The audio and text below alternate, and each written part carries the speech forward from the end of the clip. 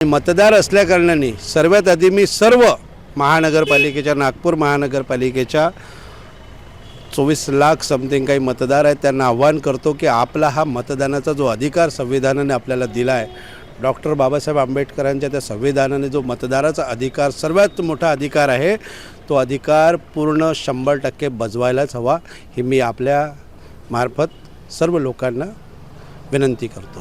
आप खुद चुनाव में एक उम्मीदवार के रूप में उम्मीदवारी अपनी दाखिल कर रहे हैं, तो आप लोगों से क्या अपेक्षाएं करते हैं? बिल्कुल लोगों के लिए ही तो ये इलेक्शन है और लोगों की अपेक्षा के अनुसार अपन ने चलना चाहिए। ये तो लोग अगर बोलते कि हमारा अगर प्रभाग साफ सफाई ये होते हो, महानगर पालिका के कौन से 4 सिस्टम होते हैं, अच्छा तुम्हारा साफ सफाई, प्राथमिक शिक्षण, प्रथमोपचार, इसी पे महानगर पालिका का इलेक्शन होता है। और सबसे बड़ी हमारी तो यही रहेगी सामने में कि भविष्य में अगर हम, मेरी पत्नी यहाँ से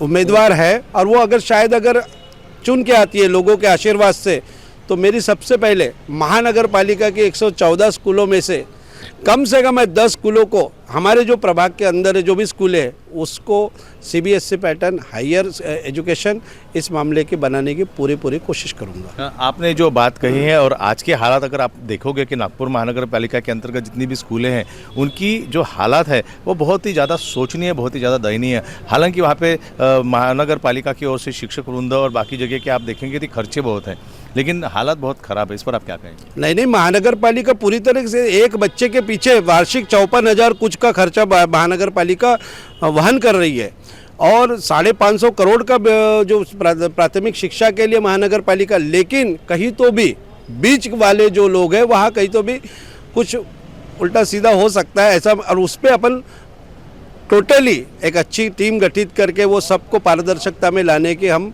अगर चुन के आते हैं तो ये विषय पे सबसे बड़ा हमारा मुद्दा रहेगा कि प्राथमिक शिक्षण जो रहेगा, बच्चा अगर पहली से 10वीं तक के मजबूत स्थिति में अच्छे से पढ़ लेता है तो उसके लिए वो फाउंडेशन हो जाता है, फिर बिल्डिंग फाउंडेशन पे तो डिपेंड होती है ना। उम्मीदवार आप अपने लिए मांग रहे हैं, अपनी पत्नी के लिए मांग रहे हैं? नहीं, यहाँ से प्रभाग 20 से महिला रखी हुई है OBC के लिए, इसलिए मैं महिला अपनी पत्नी के लिए।